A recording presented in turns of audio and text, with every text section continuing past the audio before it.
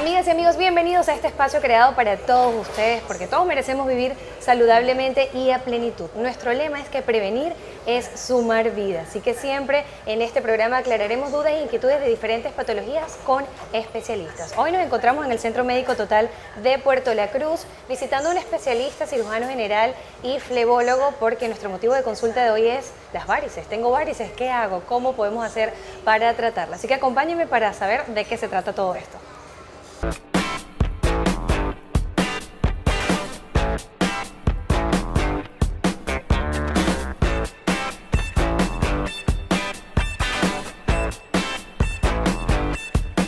Y ya estamos dentro del consultorio del doctor José Francisco Gómez. Él es cirujano general, también es flebólogo y con él nos va a explicar todo lo referente a las varices. Así que acompáñame a darle la bienvenida, doctor. Feliz de estar aquí en su consultorio. Gracias por permitirme. Feliz que estés aquí. Sí. Gracias, Belén. Sobre todo que soy una paciente medio malosa para lo que es las varices. Y vamos a empezar a explicarle a todas las personas que nos están viendo qué son las varices. Es un problema que ocurre en las venas.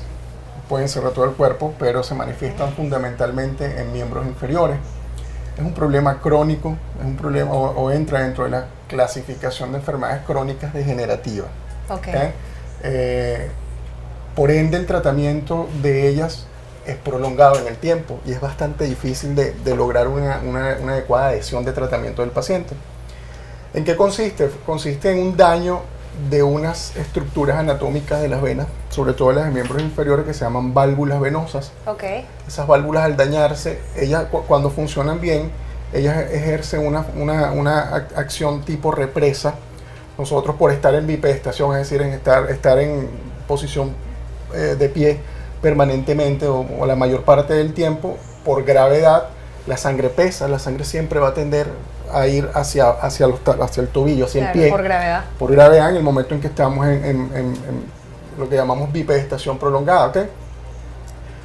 Hay actividades o hay funciones fisiológicas del cuerpo que permiten que la sangre vaya en la dirección que debe ser, que es decir, de abajo hacia arriba, de abajo hacia el corazón, de la parte superficial del sistema venoso o de los miembros superiores hacia la parte profunda, como los músculos, por ejemplo, los músculos de la pantorrilla. Importantísimo hacer ejercicio, caminar, porque eso permite un bombeo adecuado de la sangre. De hecho, el músculo de la pantorrilla se le conoce como corazón venoso periférico. Ayuda a que haga ese rebote. Exactamente. Y estas estructuras fundamentales que se llaman válvulas venosas, que evitan que la sangre refluya. Cuando nosotros en problemas venosos hablamos de flujo, hablamos de sentido normal de la sangre. Cuando hablamos de reflujo, hablamos del sentido inverso, ¿okay? Que es cuando se devuelve hacia los miembros inferiores. El daño de esta válvula hace que la sangre experimente reflujo. La severidad del daño de la válvula, el tiempo de duración del daño de esa válvula va a hacer que las venas se vayan dilatando progresivamente, y por eso es que vemos los distintos grados de enfermedad varicosa. Se origina. ¿Cómo sé yo que ya eso está fallando? ¿Cuáles son los primeros síntomas que siente la persona que sufre de varices? Ok, fíjate, la sintomatología es muy variable y incluso no depende del daño de grado valvular. Tú puedes conseguir personas con grados muy iniciales de la enfermedad. Estamos hablando de personas que sufren de arañitas vasculares, eso se llama telangiectasia, y la vena que le sigue es en tamaño que se llama vena reticular, con síntomas tan importantes, tan discapacitantes, que no están relacionados con la severidad de la enfermedad, porque hay personas que sufren este tipo de problemas venosos superficiales, subcutáneos, y no tienen daño valvular de los sistemas tronculares. Claro. ¿Okay? O sea, que es la mayoría, yo creo. Y te puedes conseguir personas con daño troncular importantísimo que casi son oligosintomáticos, o sea, no tienen síntomas. Entonces, y por dentro están... Exactamente, y el daño de la severidad, eso es particular en la enfermedad venosa.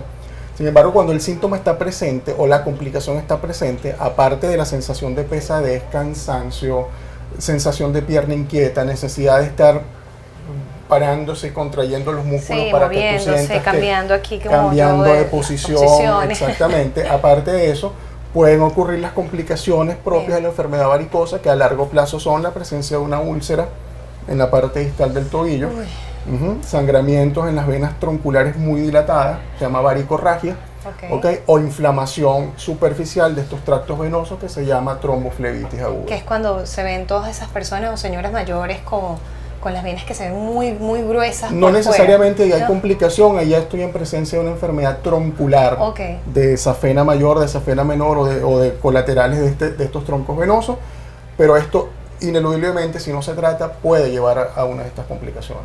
Bien, ¿a partir de qué edad podemos presenciar las varices en las personas? Las he visto desde edad tan temprana como los 19, 20 años. Sí. Sí. ¿Y hay factores de riesgo? ¿Allí factor genético? Hay un factor que apoya? hereditario importantísimo, la presencia de antecedente familiar por parte materna Ok. y muy importante por la parte paterna. Honestamente, yo no he conseguido información epidemiológica del por qué, pero los pacientes que he visto con antecedentes que vienen fuertes por la línea paterna sufren complicaciones o severidad de la enfermedad mucho más temprano, en edades mucho más tempranas. Hay que entonces cuidarse a tiempo. Sí. Ya una vez diagnosticado estas varices dentro de la edad que sea, podemos definir algunos trabajos u ocupaciones que sean los más, Sí. que acentúen más De esta hecho, enfermedad. en la evaluación clínica uno tiene que hacer hincapié en lo que se llaman antecedentes de riesgo laboral. Ok, ¿cuáles son? Antecedentes de riesgo laboral, todas las personas que pasan por lo mínimo más de 4 horas de pie en su trabajo. ¿Y sentados, no? Y sentados también, Bien. más de 4 horas, porque el hecho de estar sentado, la presión que hace el borde de la silla sobre las zonas de flexión Claro. de la pierna hacen que el retorno venoso se vea comprometido. Entonces hablamos de profesiones de riesgo, la fundamental es la docencia. Entonces siempre vas a ver en personas que son o fueron docentes antiguamente, vas a ver la condición varicosa muy marcada. Y si tiene factores de riesgo, pues ahí. Y si le genético sumas el más. factor de riesgo, mucho más todavía. La profesión nuestra nos obliga a veces a estar mucho tiempo de pie en la Cuando están cirugía. en cirugías, claro. Exactamente. Los dependientes, los que tienen trabajo en tiendas, lo ves muchísimo en ese tipo de personas. Ya vamos a ver recomendaciones y otro tipo de factores en el próximo segmento, pero debemos de hacer una pausa comercial, doctor, y enseguida regresamos con tu programa Más Salud a través de Anzoátegui Televisión, primero lo nuestro. Ya venimos. Y seguimos con más de tu programa Más Salud a través de Anzoátegui Televisión, primero lo nuestro. Hoy conversando con el doctor José Francisco Gómez, él es cirujano general, también es flebólogo y nuestro tema de hoy son las varices, cómo tratarlas, qué podemos hacer con ellas. Doctor, en el primer segmento ya hablamos de las generalidades, que son factores de riesgo hereditarios, en fin, sintomatología. Ahora tenemos a dos personas que les quieren hacer dos preguntas. La primera. ¿Realmente son efectivos los tratamientos? ¿Pueden volver a aparecer?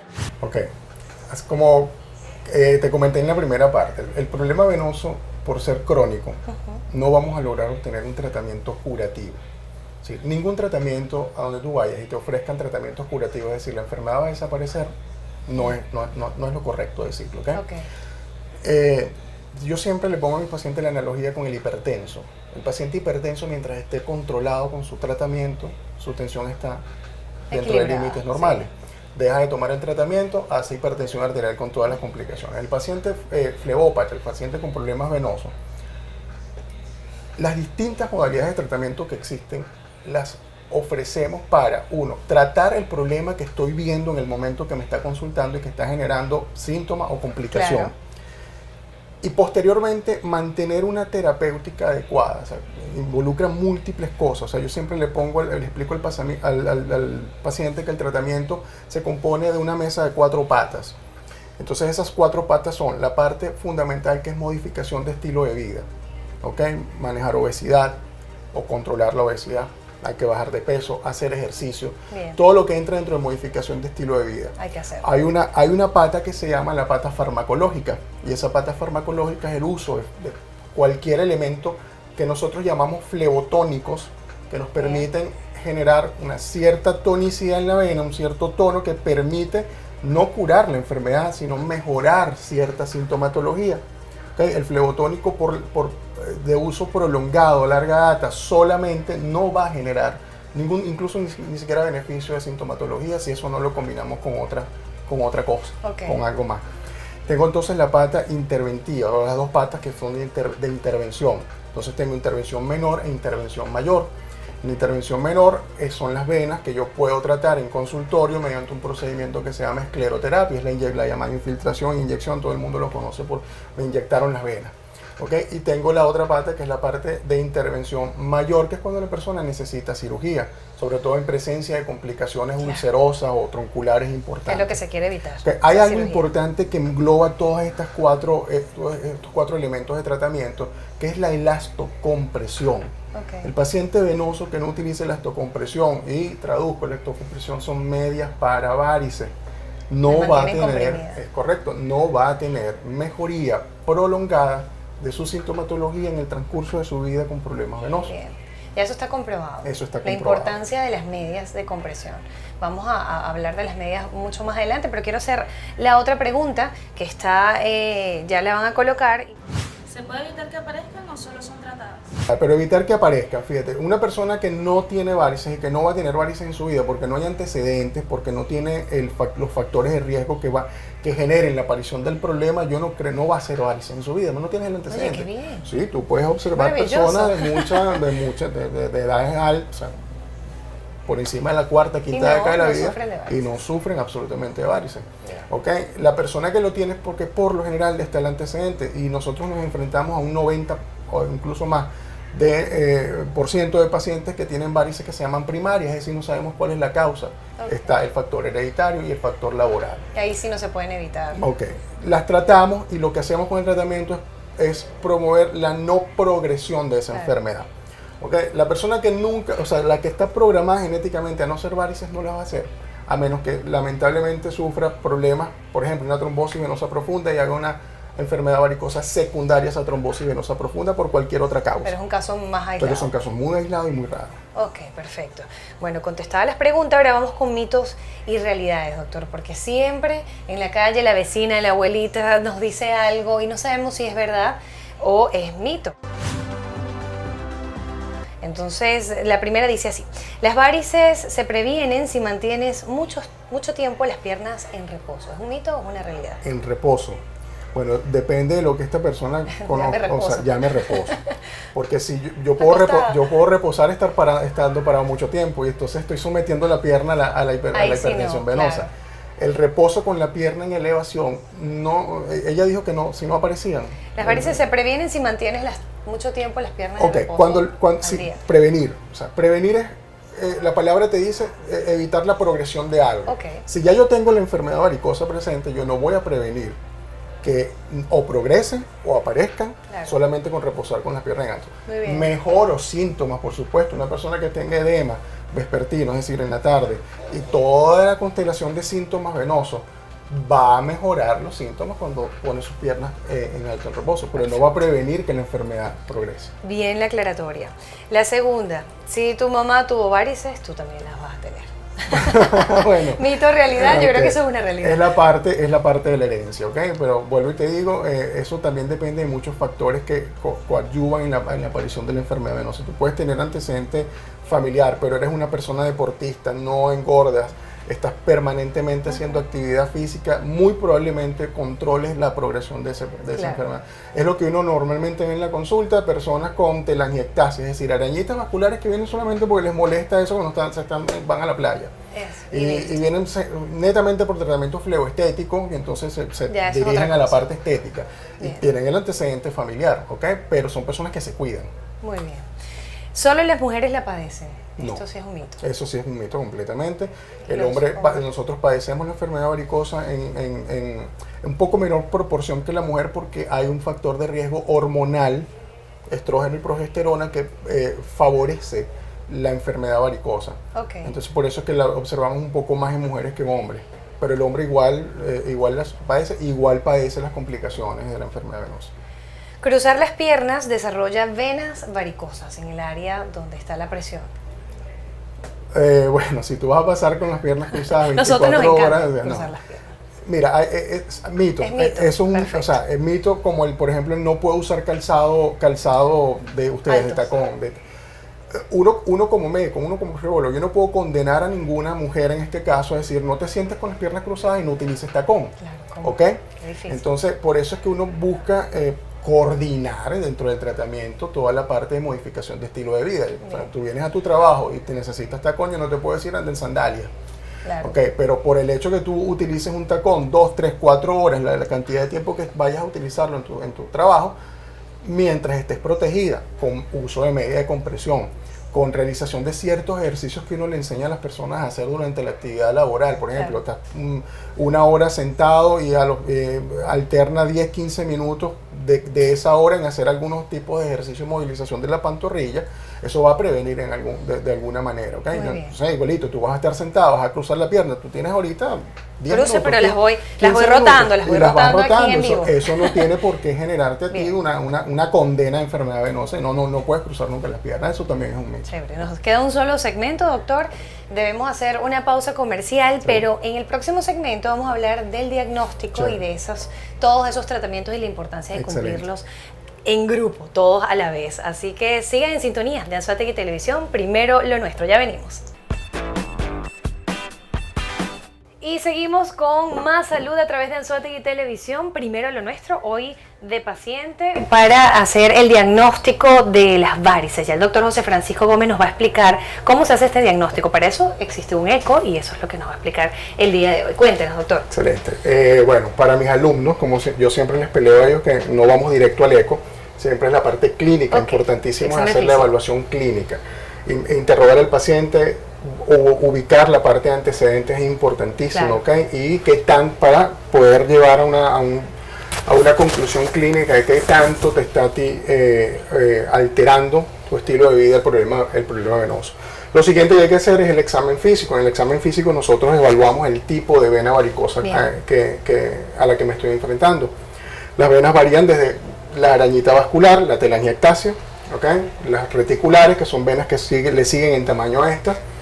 Vamos a ver cuál es la que tú tienes. La troncular, que es la vena ya completamente dilatada en territorios safenos grandes, mayor o menor.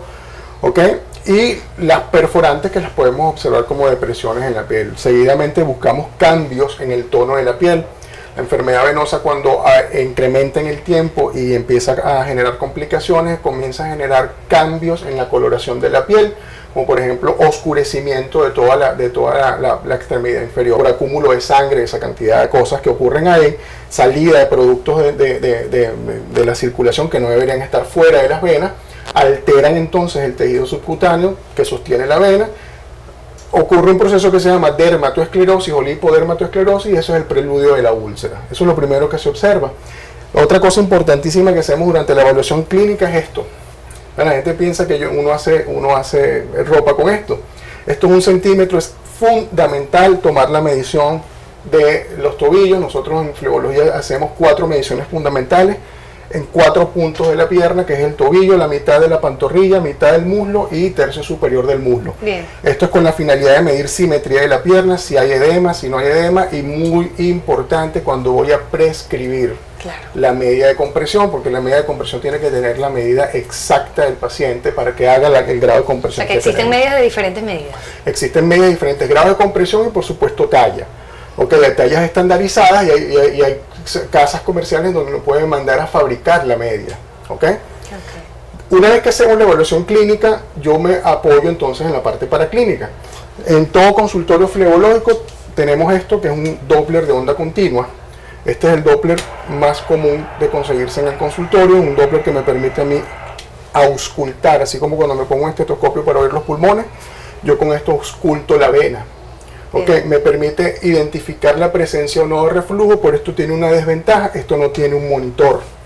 Al no tener un monitor no me permite ver cuál es la vena que está efectivamente haciendo el reflujo. Solo es sonido. Esto es solamente sonido, entonces me limita un poco el diagnóstico y me limita y podría hacerme entrar en falla terapéutica cuando no planifico adecuadamente una intervención quirúrgica o una escleroterapia solamente fundamentada en esto.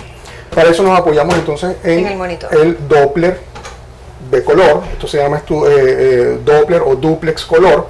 Esto tiene la parte de Doppler sonido, tiene la parte anatómica y tiene la parte color, que es lo que me va a permitir identificar el flujo o el reflujo en la vena. Finalizando o antes del Doppler color, si yo observo que no hay reflujo en ningún tronco venoso, y el problema es reticular, es decir, de telangiectasias y reticulares, tengo que hacer un estudio que se llama transiluminación. Eso lo hacemos después del Doppler, que voy a bajar un poquito la luz, que es con este equipo que está acá, que esto es un transiluminador venoso. Y esto me permite a mí establecer todo el recorrido de la vena para tanto hacer diagnóstico como tratamiento. ¿Okay? Cuando vamos a realizar el Doppler, comenzamos a evaluar entonces desde el nacimiento de la vena safena hasta la parte superior. No vamos a hacer todo el estudio contigo. El paciente debería estar... sentado o de pie. Okay. Nosotros vamos a evaluar rodilla solamente. Por favor, apoya tu pierna. Comenzamos entonces a hacer el estudio ubicando por segmentos safenos desde donde nace la safena hasta donde ella llega en el tercio superior. Muy bien. Entonces, fundamentalmente lo que hacemos es identificar los troncos safenos. Hay mecanismos, pues, estudios anatómicos o ecoanatómicos que me van a permitir a mí identificar la safena, y aquí ya tengo la tuya. ¿Okay? Ya se ve, ¿sí? De una. La marco acá, pero es una vena que ya a primeras vistas luce de calibre normal, no está dilatada. Uno busca elementos propios de la vena, como por ejemplo la compresibilidad de la vena. Fíjate que yo aprieto acá el traductor y ves como tu vena cierra. Esto me indica a mí que tu vena no tiene ningún tipo de proceso trombótico. Perfecto. Evidentemente, si lo tuvieses, el dolor sería excesivo. ¿Okay? Buscamos eso, y al final ubicamos o estudiamos la fisiología o la hemodinamia de esa vena. Entonces la ubico en su sentido longitudinal y paso a la magia del Doppler color, que es la ubicación de los flujos mediante la programación del color de esta caja color para ver el flujo venoso. Entonces fíjate que yo, sin hacer nada, te das cuenta cómo se va marcando azul, cómo se va pintando azul. Esto es tu sangre subiendo desde los pies hacia la unión safenofemoral, agarrando de ahí por la ilíaca, cascada y llegando al corazón derecho. Okay. Yo hago pruebas entonces, como por ejemplo presionar en la parte distal de donde tengo el traductor, y fíjate lo que va a pasar en este momento. Cuando yo aprieto, aumentó mucho el flujo. Esto que yo acabo de hacer ahorita es lo que hace tu media de compresión cuando tú la tienes puesta en el día. Ayuda a mantener el flujo. Que haya siempre flujo. Si yo voy a evaluar reflujo, yo suelto acá. Si tú tuvieses algún tipo de problema en la válvula de esta vena, en este segmento venoso, ese tubito negro se me pinta de rojo. Okay, y al pintarse de rojo me está hablando de reflujo. Si yo no lo observo ahorita, presiono por encima y forzo la vena a ver si tengo reflujo. No, fíjate que yo apreté. Eso que tú observaste ahí es un reflujo fisiológico por cierre de válvula, no dura mucho. ¿Ok? Suelto e incrementa el flujo de la vena. Esto es la evaluación color, y termino esta evaluación haciendo la evaluación Doppler, que es la gráfica, es graficar lo que yo acabo de ver con el color, y esto me va a dar una serie de curvas. Fíjate cómo aumento el flujo y suelto. Si yo estuviese viendo una vena enferma, en el caso de una vena enferma, toda esta onda que bajó acá sube por encima de esta coordenada. Y esto me permite a mí identificar la severidad de la enfermedad y el trayecto venoso. Esto es fundamental. En el caso tuyo, por ejemplo, eres tú mi paciente, estoy viendo que yo no tengo reflujo. Ya vamos, entonces secamos esto acá. Permíteme aquí. Y entonces yo digo, bueno, Adriana, tú no tienes problema de venas tronculares, entonces yo tengo que evaluar qué voy a hacer. Voy aquí, vuelve a poner tu vía acá. Y entonces yo paso a la transiluminación, porque ya digo, bueno, ya no tengo ningún tipo de problema con el Doppler, me voy con el transiluminador. Entonces, esto es maravilloso. Porque siempre se tiene que hacer ambas cosas. Sí, el Doppler, sí, porque ¿qué pasa? Hay muchos errores en el tratamiento con escleroterapia. Y ya te voy a comentar cuáles son. Cuando yo voy a hacer escleroterapia, fíjate, por ejemplo, dame 2 centímetros por arriba para que tú veas. Tú tienes aquí un problema reticular, ¿ok? Y te das cuenta que tengo venas de tipo reticulares y telangiectásicas. ¿Okay? Esta vena pequeña que tú estás viendo acá se llama telangiectasia.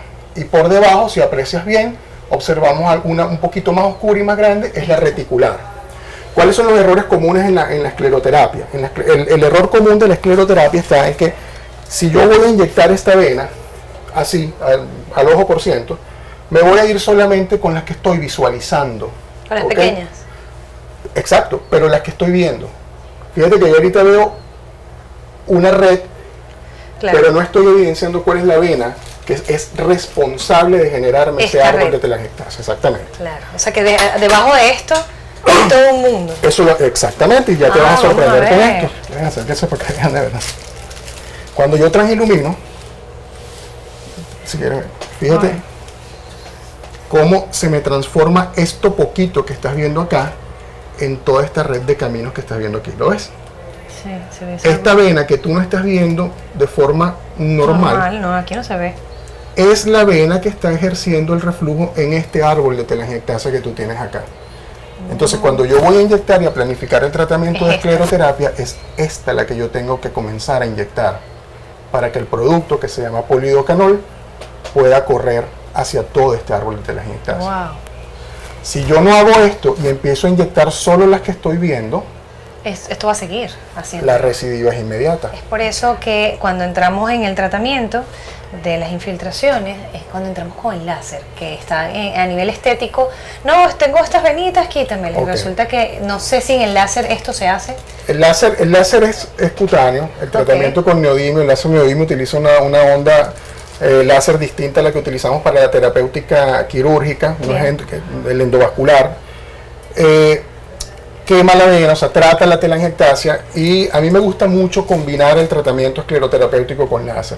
Claro. Yo lo que estoy haciendo ahorita es Sería- coordinando el trabajo. Yo hago la parte quirúrgica, la parte de infiltración fundamental, inyecto o escleroso las más visibles, Ajá. ¿ok? Y eso siempre, o sea, la escleroterapia, otro mito es que las personas creen que apenas se cumple, se termina de hacer la escleroterapia, ya esto va a quedar, o como que en tu vida tuviste enfermedad venosa ahí, y no es así. Claro. Es un procedimiento invasivo, siempre va a dejar una cicatriz.